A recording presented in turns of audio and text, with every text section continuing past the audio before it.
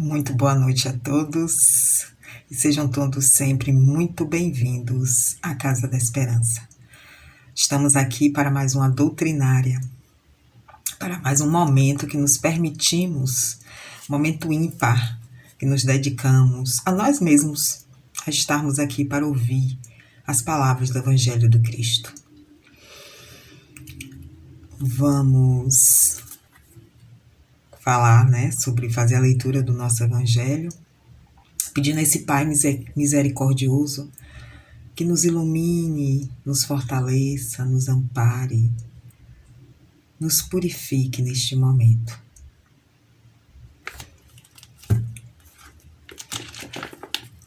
Pai nosso que estais no céu, na terra e em toda parte, santificado Senhor, seja teu nome sublime, venha a nós o teu reino de amor e bondade. Seja feita sempre a tua vontade, assim na terra como em todo o universo. O pão nosso de cada dia que nos dai hoje, não deixai faltar nunca a força para conseguir. Perdoa, Pai, as nossas ofensas à medida que verdadeiramente aprendemos a nos perdoar. Perdoamos aquele que nos tem ofendido, esquecemos as ofensas que nos forem feitas. Não nos deixeis cair em novas tentações, e quando cairmos, não nos deixe adotá-las, mas livra-nos de todo mal, principalmente aquele que ainda reside dentro de cada um de nós. Que Jesus nos abençoe. Capítulo 14. Honrai a vosso pai e a vossa mãe. Para nossa reflexão, o parentesco corporal e o parentesco espiritual. Os laços de sangue não estabelecem necessariamente os laços entre os espíritos. O corpo procede do corpo, mas o espírito não procede do espírito, porque o espírito existia antes da formação do corpo. Não foi o pai quem criou o espírito do filho. Ele não fez senão fornecer-lhe um envoltório corporal, mas deve ajudar o seu desenvolvimento intelectual e moral para o fazer progredir. Os espíritos que se encarnam numa mesma família, sobretudo entre parentes próximos, são mais frequentemente espíritos simpáticos unidos por relacionamentos anteriores que se traduzem por sua afeição durante a vida terrestre.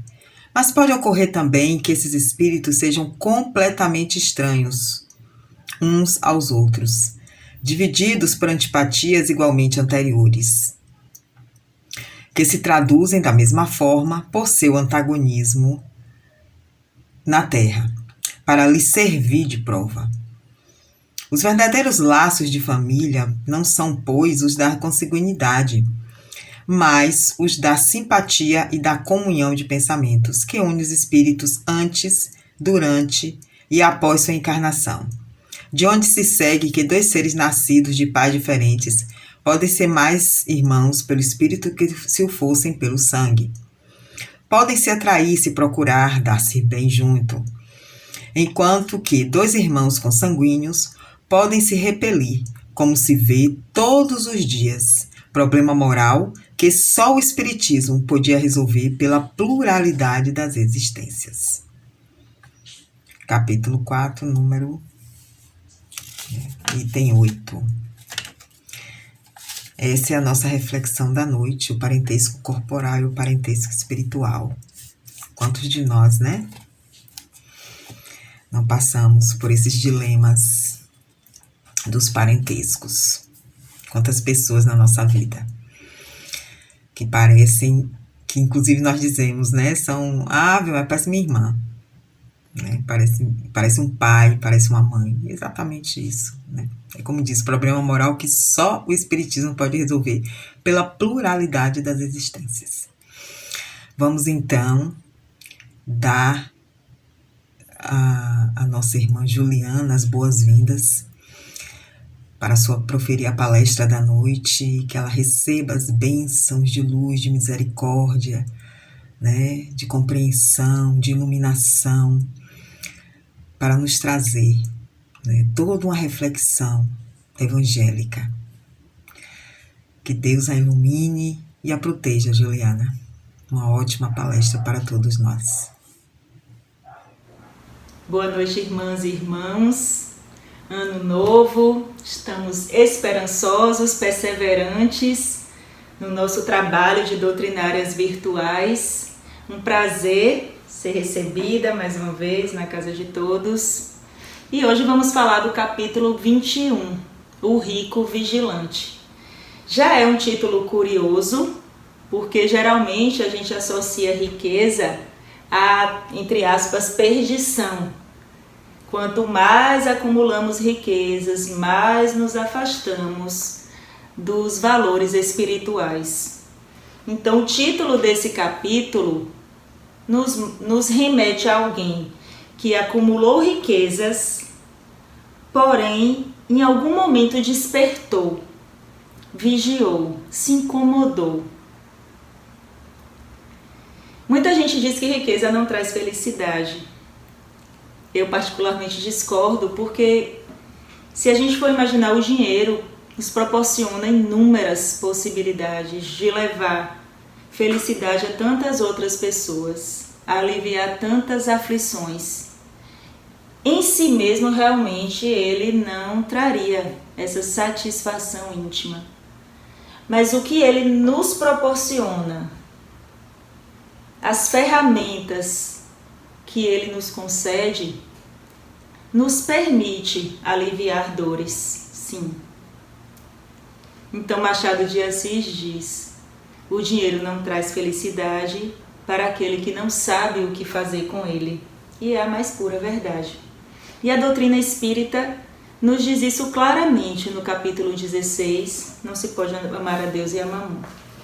E esse capítulo de hoje busca realmente mostrar o bom uso dos bens materiais, o bom uso da fortuna, essa vigilância também que devemos ter quando estamos investidos desse talento que o Pai nos concede. Então vamos começar a leitura. É um texto um pouco maior, então vou fazendo pausas para que a gente possa estabelecendo a compreensão. Tiago, o mais velho, em explanação preciosa, falou sobre as ânsias da riqueza tão comuns em todos os mortais. E, fim do interessante debate doméstico, Jesus comentou sorridente.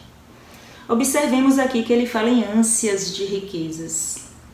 Quantos de nós vivemos ansiosos por essas conquistas? Trabalhamos, lutamos, e a sociedade sempre está nos trazendo novas seduções.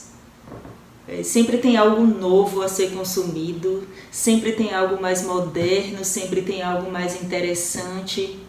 E a televisão, e as redes sociais, e o mundo de um modo geral tem nos apresentado inovações espetaculares, tudo que o dinheiro pode obter, tudo que para se ter é necessário dinheiro.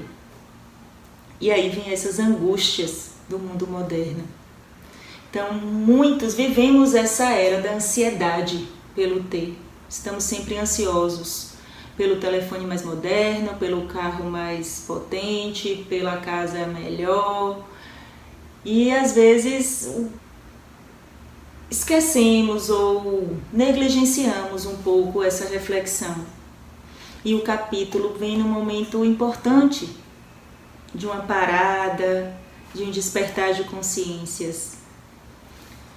Então ele diz, Jesus comentou sorridente: um homem temente a Deus e consagrado à retidão. Então ele trazia a religiosidade. Ele não era um materialista, ele acreditava nas coisas espirituais, ele tinha a verdade divina inscrita no seu íntimo, como todos nós, e ela de certo modo lhe falava, ressoava. Leu muitos conselhos alusivos à prudência e deliberou trabalhar com afinco de modo a reter um tesouro com que pudesse beneficiar a família. Depois de sentidas orações, meteu-se em várias empresas, aflito por alcançar seus fins. E por 20 anos consecutivos ajuntou moeda sobre moeda, formando o patrimônio de alguns milhões. Trabalhou com disciplina, com dedicação, intencionando deixar um patrimônio para a família em segurança. Quando parou de agir, a fim de apreciar a sua obra, reconheceu com desapontamento que todos os quadros da própria vida se haviam alterado sem que ele mesmo percebesse. A vida foi passando, ele não se deu conta, até que em algum momento ele parou para reflexão. Deixa eu observar aqui como é que anda a minha vida. O que é que eu estou fazendo? Está valendo a pena? E aí ele observou. O lar, dantes simples e alegre, adquirira feição sombria. A esposa fizera-se escrava de 1000 obrigações destinadas a matar o tempo. Os filhos cochichavam entre si, consultando sobre a herança que a morte do pai lhes reservaria. A amizade fiel desertara, os vizinhos, acreditando-o completamente feliz, cercaram-no de inveja e ironia. As autoridades da localidade em que vivia obrigavam-no a dobradas atitudes de artifício em desacordo com a sinceridade do seu coração. Os negociantes visitavam-no a cada instante, propondo-lhe transações criminosas ou descabidas. Servidores bajulavam-no com declarado fingimento quando ao lado de seus ouvidos, para lhe amaldiçoarem o nome por trás de portas semicerradas.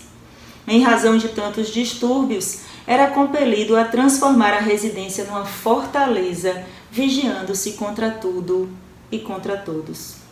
Sobrava-lhe tempo agora para registrar as moléstias do corpo, e raramente passava algum dia sem as irritações do estômago ou sem dores de cabeça.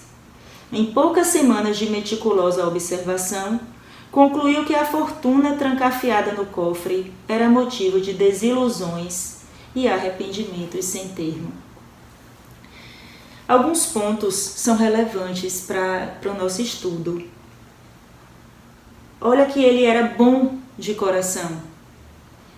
Quando o texto menciona que obrigavam-no a dobradas atitudes de artifício em desacordo com a sinceridade do seu coração.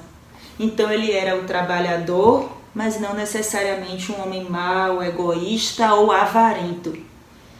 O que levou a esse trabalho, a essa vontade de acumular, foi a possibilidade, o receio de deixar sua família desamparada. E aí, em algum momento, ele para. Valeu a pena? Estou me cercando de quê? O que estou realmente acumulando, além de dinheiro? Carlos Drummond ele tem uma frase que diz: o cofre do banco contém apenas dinheiro. Frustra-se quem imagina que lá encontrará riqueza. E essa reflexão é feita por esse rico. Ele se incomodou. E me lembra muito o próprio capítulo 16 do Evangelho, a figura de Zaqueu. Nós observamos que Zaqueu, se nos lembrarmos, também era rico, chefe dos publicanos, e Jesus ia a Jericó. E Zaqueu, sabendo disso, queria ter com ele, mas Zaqueu era baixo, ele tinha uma baixa estatura. E ele sabia que seria difícil, em meio àquela multidão, Jesus enxergá-lo. E então o que ele fez? Subiu numa árvore e ficou ali, esperando Jesus. E quando Jesus entrou, Jesus viu Zaqueu e disse: desce, Zaqueu, que eu vou me hospedar em sua casa. Muitos criticaram Jesus, como Jesus vai se hospedar na casa do chefe dos publicanos. E Zaqueu, tocado com aquilo, ele falou: Senhor, eu dou metade dos meus bens aos pobres. E se causei dano a alguém no que quer que seja, eu lhe restituirei 4 vezes tanto. E Jesus disse para ele: essa casa recebeu hoje a salvação, porque este é também filho de Abraão. Porque o Filho do Homem veio para procurar e para salvar o que estava perdido. Então Zaqueu lembra muito esse rico do texto, porque ele aqui diz: em poucas semanas de meticulosa observação, concluiu que a fortuna trancafiada era motivo de desilusões. E em certa noite, porque não mais tolerasse as preocupações obcecantes do novo estado, orou em lágrimas, suplicando a inspiração do Senhor. Depois de comovente rogativa, eis que um anjo lhe aparece na tela evanescente do sonho e lhe diz compadecido. Jesus, quando ele entrou, ele já sabia dessa vontade de transformação de Zaqueu. Jesus já sentira que Zaqueu tinha essa vontade de mudar, de ser melhor, de se despojar, de segui-lo. A mesma coisa acontece com essa personagem. A espiritualidade percebeu a bondade que havia em seu coração e a sinceridade da sua rogativa, tanto que lhe enviou auxílio através do sonho. E então vem a passagem que a espiritualidade direciona esse rico. Toda a fortuna que corre à maneira das águas cristalinas da fonte é uma bênção viva, mas toda a riqueza em repouso inútil é poço venenoso de águas estagnadas. E daqui em diante é belíssimo. Porque exigiste um rio quando o simples copo d'água te sacia a sede? Como te animaste a guardar ao redor de ti celeiros tão recheados, quando alguns grãos de trigo te bastam à refeição? Que motivos te induziram a amontoar centenas de peles em torno do lar, quando alguns fragmentos de lã te aquecem o corpo em trânsito para o sepulcro? Volta e converte a tua arca de moedas em cofre milagroso de salvação. Estende os júbilos do trabalho, cria escolas para a sementeira da luz espiritual e improvisa a alegria de muitos. Somente vale o dinheiro da terra pelo bem que possa fazer. Então, do mesmo modo que Zaqueu, ele resolve então dar utilidade providencial a essa fortuna. E Zaqueu, quando diz assim, eu vou dar, na verdade, essa expressão eu vou doar, eu vou dar, na verdade é utilizar, que é diferente, né? Então ele, na verdade, queria distribuir, e o ideal é que seja através da geração de empregos, fazendo esses valores circularem, fazendo esse dinheiro circular na sociedade, gerando mais riquezas e aquele ciclo de produção que nós conhecemos. Esse rico, ele foi orientado, porque ele trazia em seu coração esse desejo de ser melhor, esse desejo de dar uma utilidade. E a utilidade é justamente quando o seu dinheiro consegue beneficiar o maior número de pessoas. É quando consegue reduzir aflições, é quando consegue minimizar as misérias, oportunizar empregos. E foi isso então que esse rico passou a fazer. Essa passagem nos lembra também a parábola dos talentos. Quando Jesus dá 5, 2 e 1 talento aos seus. E depois ele pede contas da utilização que foi dada a cada um. E o que tinha 5 talentos duplicou, ganhou mais 5, investiu. O que tinha 2 da mesma forma, trabalhou, ganhou mais. E aquele que tinha 1, enterrou. E aí Jesus no fim diz, o Senhor diz, né? Você não prosperou, não multiplicou o seu talento, tirou dele e deu àquele que conseguiu os 10 talentos. Então, qual a reflexão que essa parábola traz numa referência ao texto que a gente está estudando da obra Jesus no Lar, o capítulo 21? Esse que ficou com um talento, por que ele enterrou? Porque ele tinha medo. Tem uma passagem que diz, né? Se está vivo, tem medo da morte. Se morre, tem medo da vida.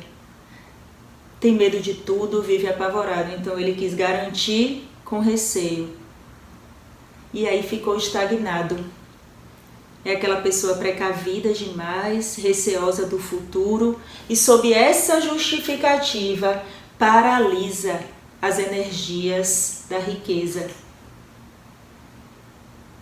Não permite que ela circule, não permite que ela prospere. E não é isso que Jesus espera de nós. Quando Ele nos dá talentos, Ele nos reclama coragem. Ele confia nos seus filhos. Ele confia nas possibilidades de progresso que aquele talento nos confere. E a doutrina espírita é muito clara quando ela diz que o progresso material é necessário, que a riqueza é necessária. Se não fosse, Deus não a poria na mão de alguns. Se coloca é porque confia. E confiando não devemos temer, devemos multiplicar os nossos talentos da maneira mais sábia possível. A parábola do mal rico também nos traz esse texto, tem um vínculo também com a parábola do mal rico, que quando ele chega, né, ao céu, encontra Lázaro, que foi quem ele negou comida, e Lázaro está numa posição de superioridade espiritual em relação a ele. E a verdadeira riqueza.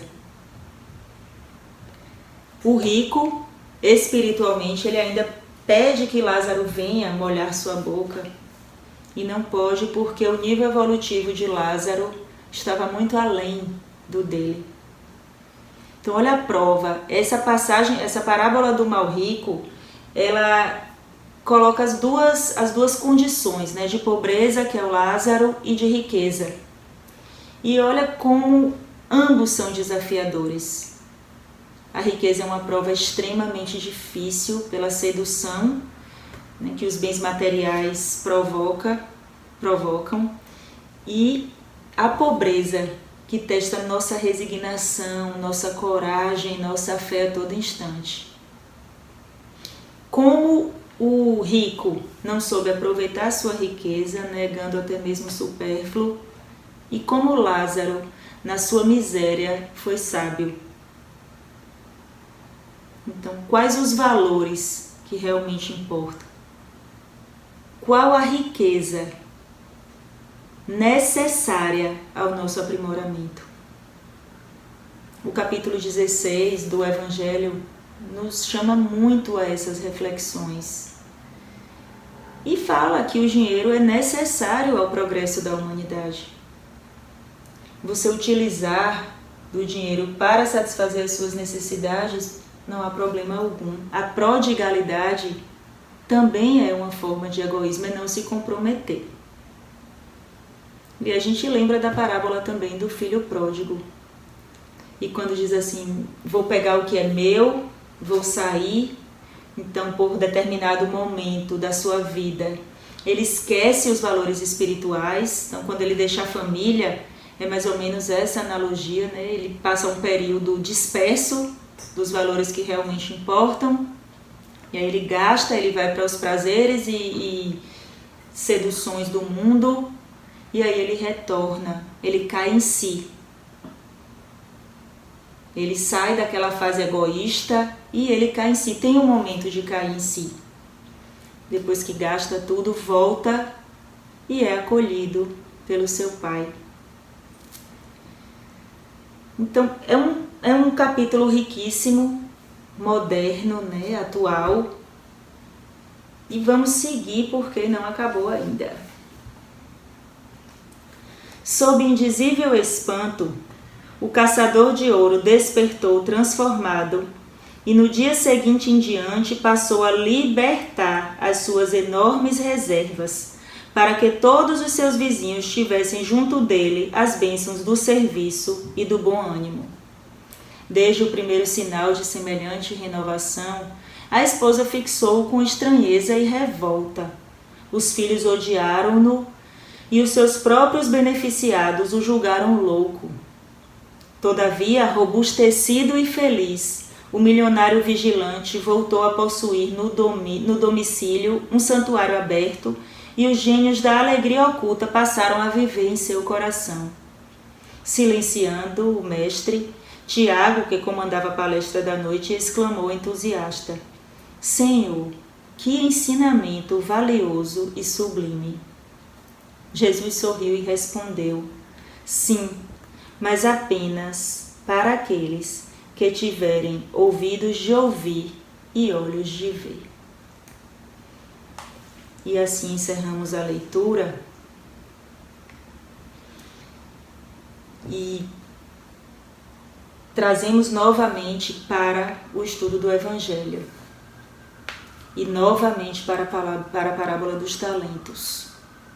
Olha o que esse rico fez com a fortuna. Ele passou a distribuir e olha a satisfação interior que isso trouxe, como o Evangelho faz. Olha a indizível satisfação quando praticamos o bem. Então, qual é a maior riqueza? É tentar ser o homem de bem. E aí a gente vai para uma outra parte do nosso Evangelho. É a prática da caridade, é não tentar ludibriar, fazer com o outro o que gostaria que fosse feito consigo. E então, mudamos realmente, voltamos àquela frase. Será que realmente o dinheiro não traz felicidade? Não é possível que o dinheiro traga felicidade? O exemplo aqui do livro prova exatamente o contrário. Mas não o dinheiro em si mesmo. O dinheiro quando bem aplicado, quando utilizado como um benefício providencial. E qual é esse benefício providencial? O controle da pobreza. Então ele não é um obstáculo jamais à melhoria de quem o detém. Não. Não há nada de errado em você usufruir do fruto do seu trabalho, do seu esforço, das suas lutas. O Evangelho chama a atenção para o apego aos bens materiais. Quando Jesus diz, deixa tudo e me segue, ele está se referindo justamente ao apego à riqueza material. Não necessariamente criticando ou tornando algo pernicioso o fato de se ter dinheiro ou de ser rico. Então, a utilidade providencial da fortuna é justamente a de reduzir as desigualdades sociais. Gilberto Gil, certa vez eu li um texto falando que Gilberto Gil ele paga muito bem aos funcionários da sua casa. E ele disse justamente isso, que a distribuição de renda consiste aí. Então, se você é um rico empresário e nessa condição você tem possibilidades de gerar empregos, remunerar os seus funcionários para que essa riqueza consiga reverberar e ser distribuída, essa é a verdadeira utilidade desse talento que o Pai concedeu. E ele diz, distribuição de renda é isso.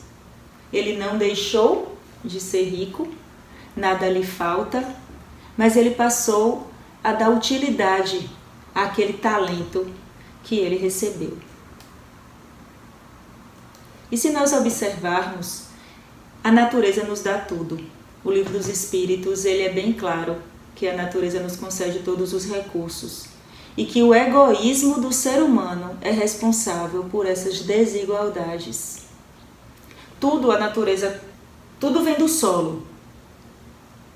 Então, quando se fala em bens da terra, que a terra nos proporciona tudo, então por que tanta miséria? Por que tantas desigualdades? A causa é egoísmo. E esse rico do texto seguiu no sentido exatamente oposto. Ele poderia querer mais e mais e mais e ficar cego diante das possibilidades que o dinheiro dele lhe proporcionaria de prazeres, não. ele parou um momento, olhou para a família e olha a reação da família. A mulher estranhou, os filhos já estavam pensando o que fariam com a fortuna, mas ele persistiu. Ele foi persistente e ele foi corajoso. Então o desejo de transformação íntima foi sincero. Bill Gates também, o Steve Jobs, né? Ele diz que viva como se cada dia fosse o último da sua vida, porque em algum dia você vai ter razão. Então, hoje, se soubéssemos que seria o último dia, o que faríamos? Se fizéssemos uma reflexão sincera e fôssemos ricos, o que faríamos? Sabendo que esses bens materiais não significariam nada no plano espiritual. Então, por que não começar nesse sentido já? Por que não trabalharmos essa conduta desde já? Ele diz, para que você quer um rio se um copo d'água lhe sacia? E essa sede de consumo, essa sede de possuir, essa vontade de ter, de onde vem? Do que estamos nos alimentando? Eu gosto muito de uma música do Frejá, eu acho que se aplica bem ao evangelho de hoje, que é aquela Amor para Recomeçar. Quando ele diz, eu desejo que você ganhe dinheiro, pois é preciso viver também. E que você diga a ele pelo menos uma vez, quem é mesmo o dono de quem. Olha que reflexão, que linka bem com tudo que a gente disse aqui.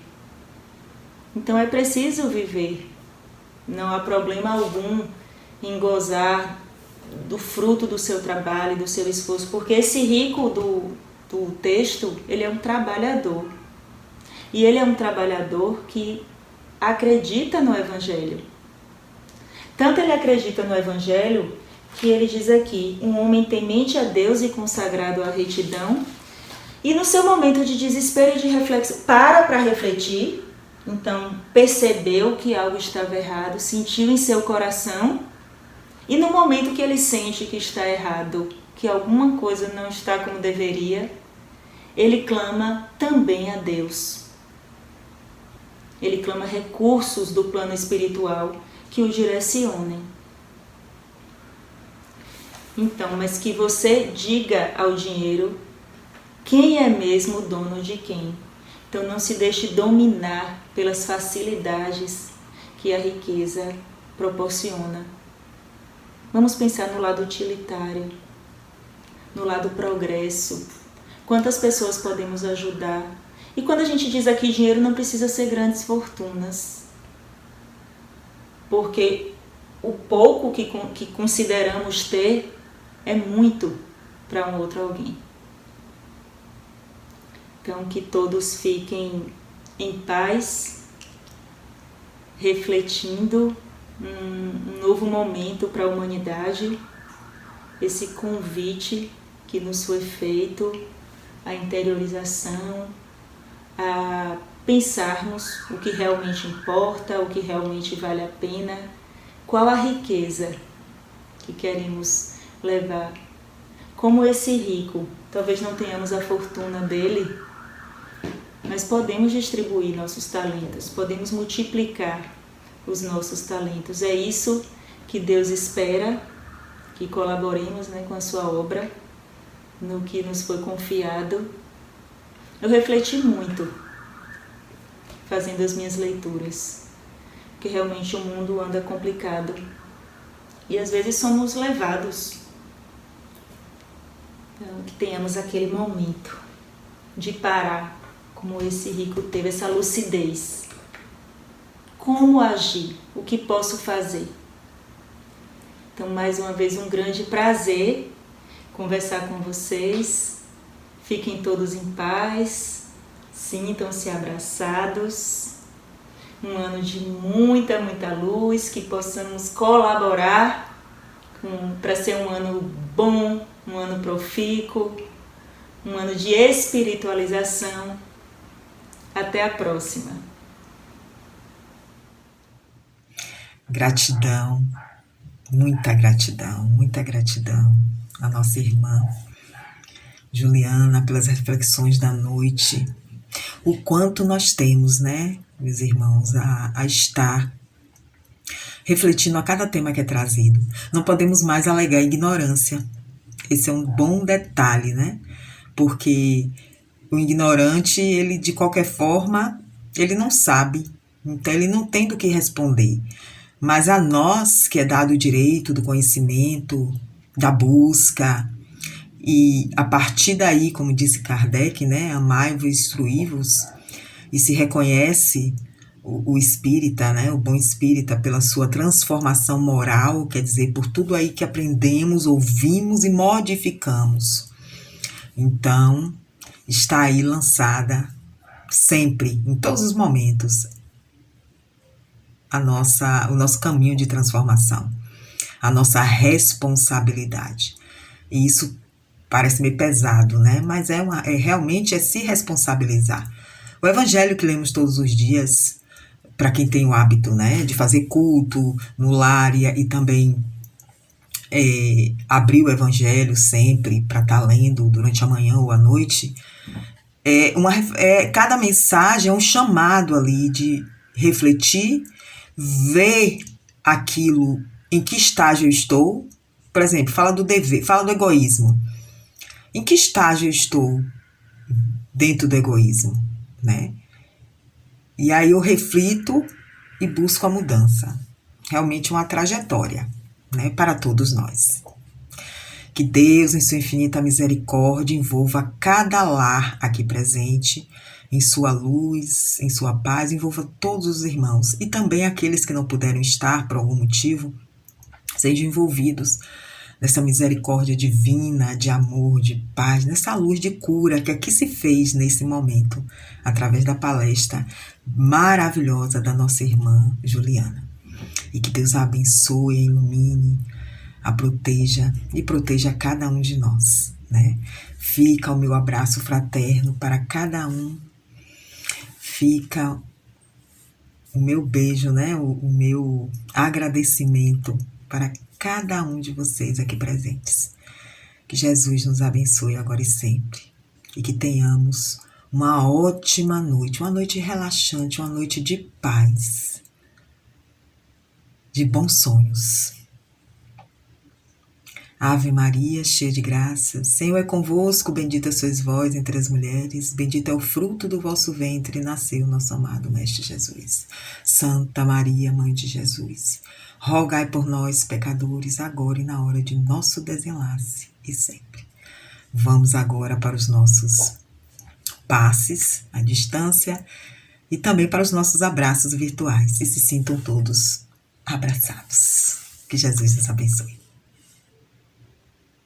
Quanta luz neste ambiente, descendo sobre nós, vibrando em nossa mente.